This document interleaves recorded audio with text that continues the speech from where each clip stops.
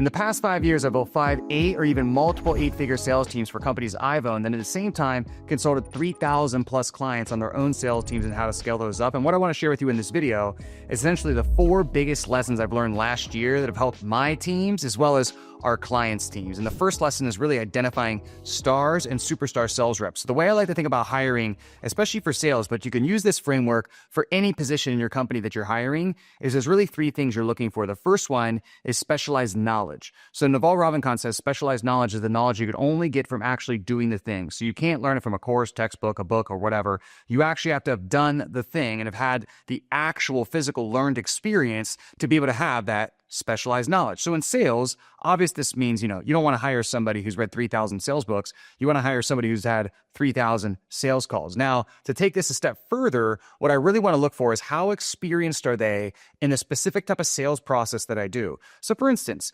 there's salespeople who do enterprise sales. There's salespeople who do transactional-based sales, like let's say weight loss, fitness type sales. There's salespeople who do relational-based sales, like a real estate agent.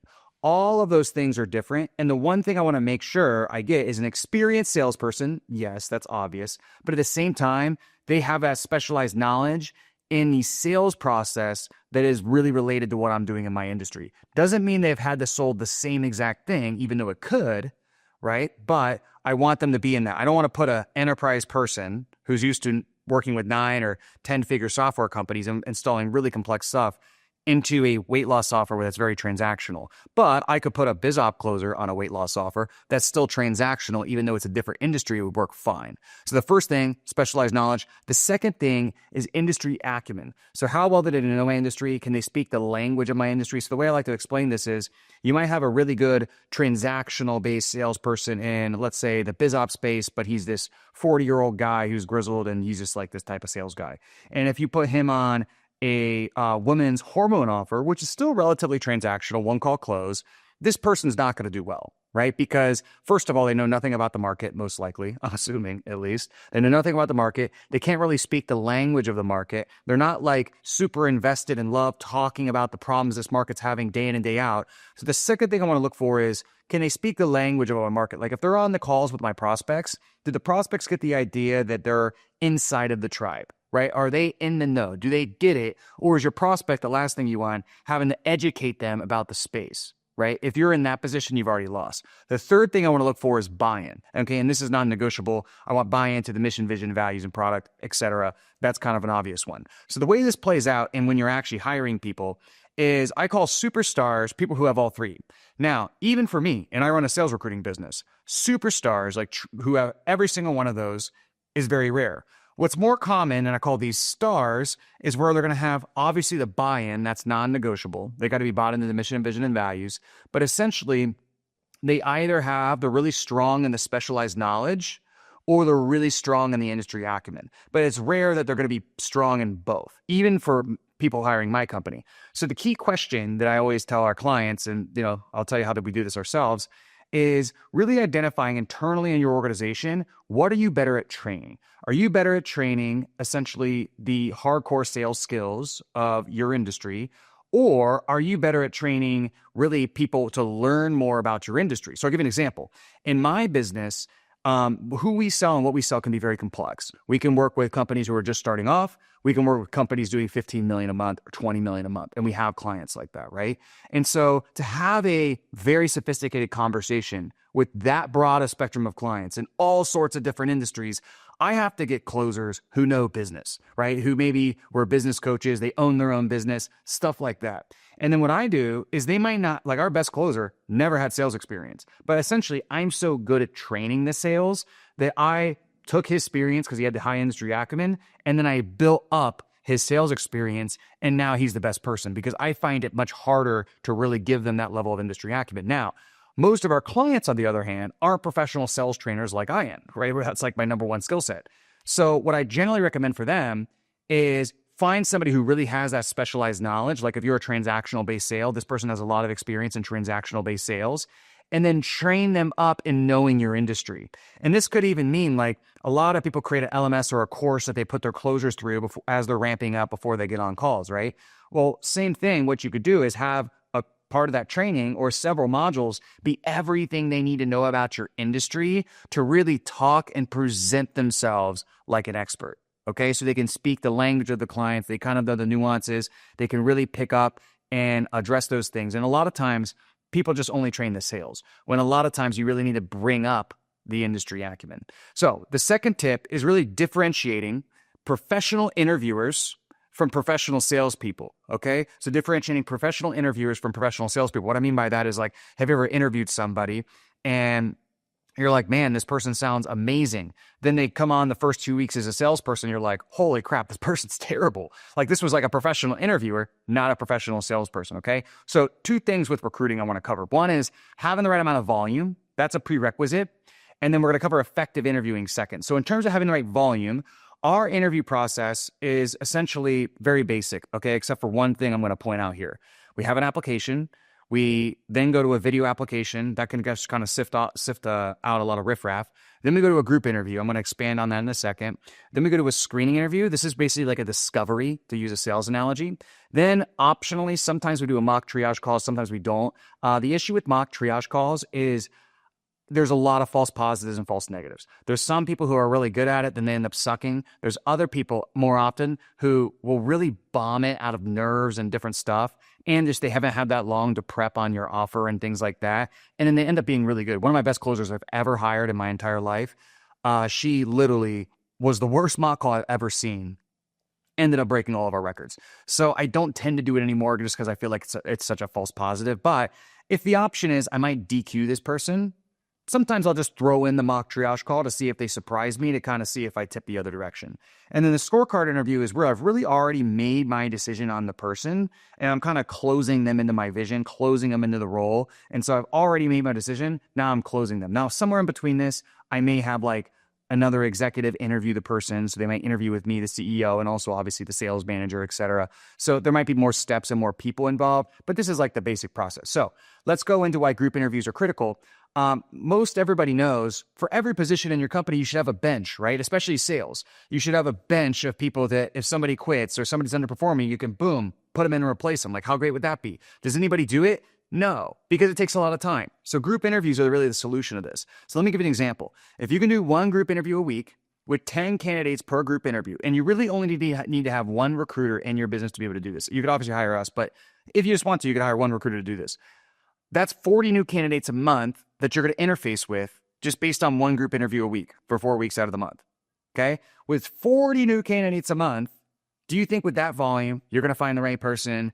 And also, if somebody quits, you're going to be able to replace them quickly. Also, maybe are you going to settle for underperformance or subpar performance? If essentially man, I got like 3 or 4 people I just would love to bring on. I just don't have the leads for them yet. No, you're going to cycle those people out.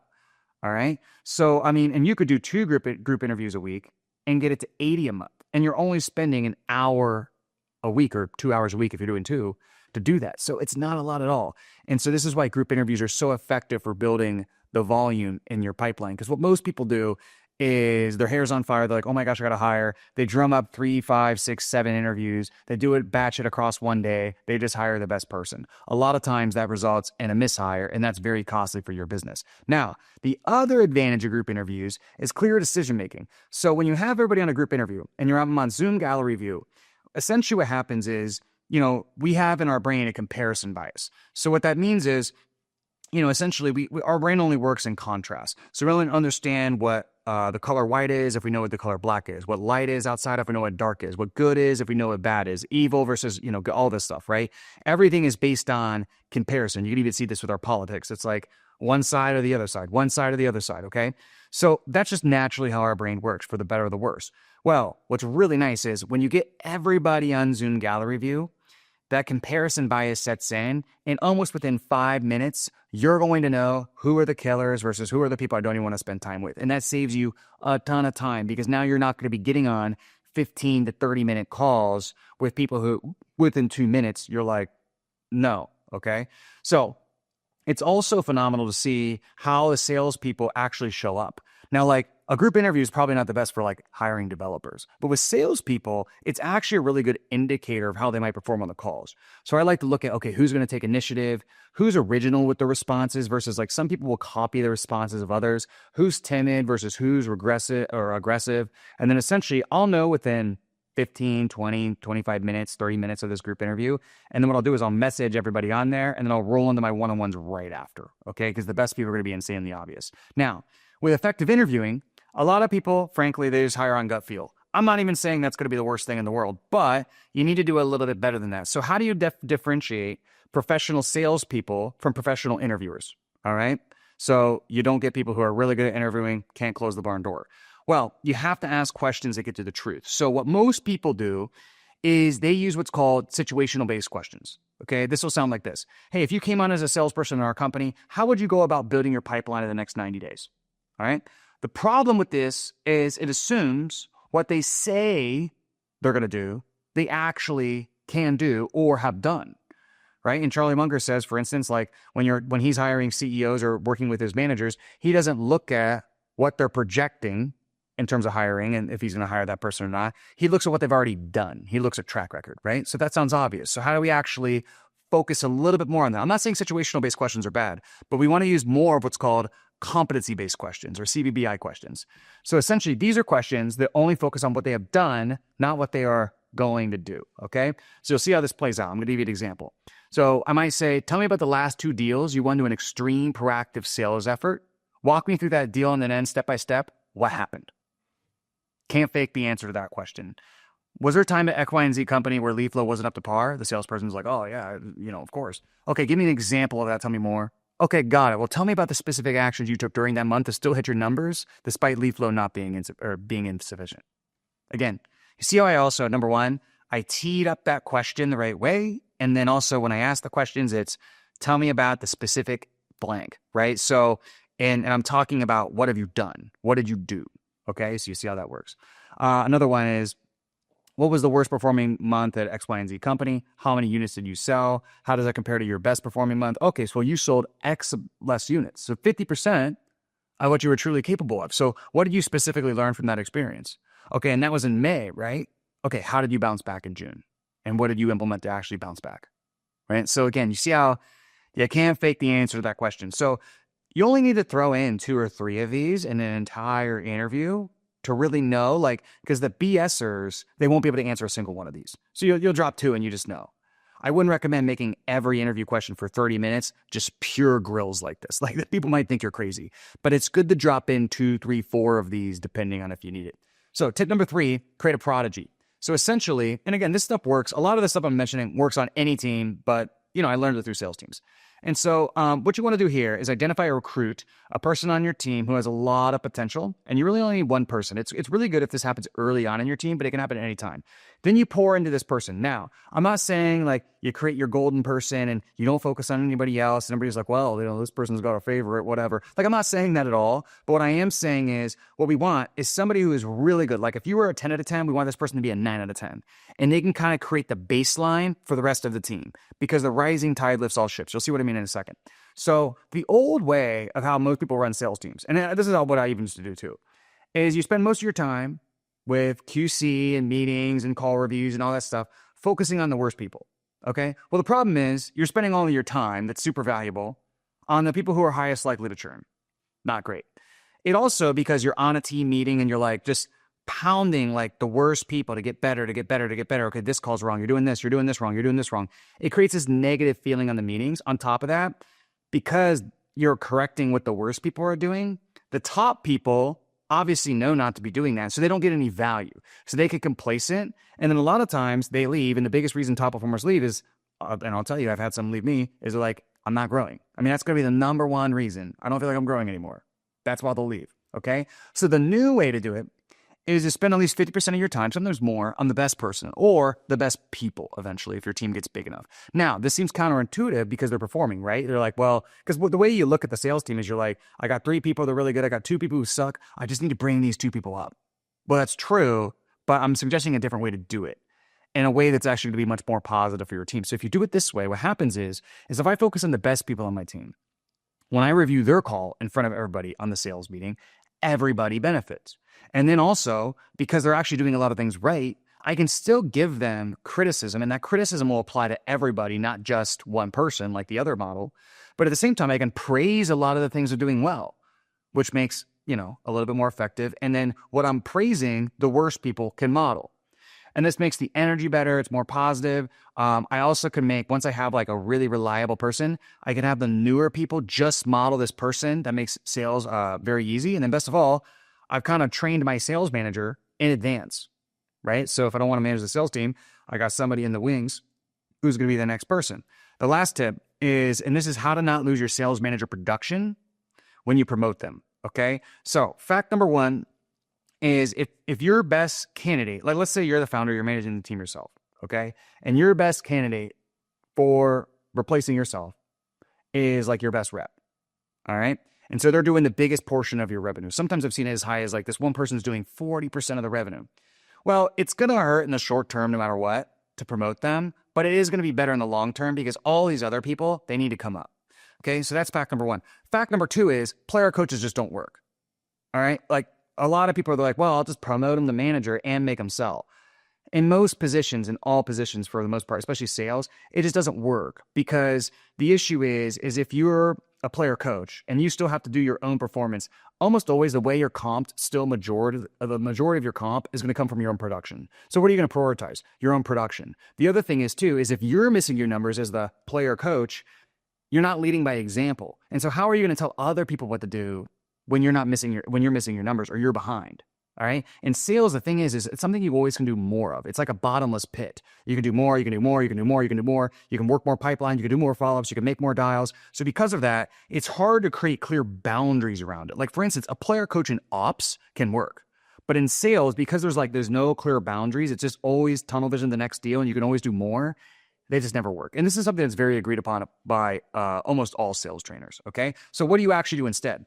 Well, you promote them, but you still keep them producing, you just do it differently, okay? There's 3 ways I'm going to teach you. So number one is you do manager callbacks. So what happens is you want your managers to identify what's called fringe deals, all right? Fringe deals are deals that could have closed but didn't close. If you think about a tree, fringe deals are the lowest hanging fruit on the tree, right? And the easiest way to increase the performance of any team is to work from the lowest hanging fruit all the way up. So how do you identify the fringe deals? What we do is we have every single rep submit an end-of-day report.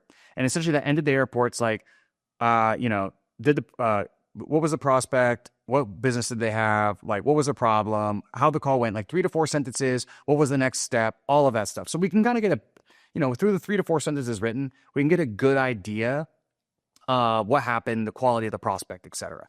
We read through all of those the next morning after that night, and then we identify which ones look like they could have closed, but didn't close. Now, the easiest way to identify them is when the salesperson's like, oh yeah, this call was amazing, this call was great, should come in tomorrow, right? Or should come in 2 days, right? Especially if you're a transactional one call close process for the most part. Like anything that pushes the follow-up but was a good call is a really good one to review.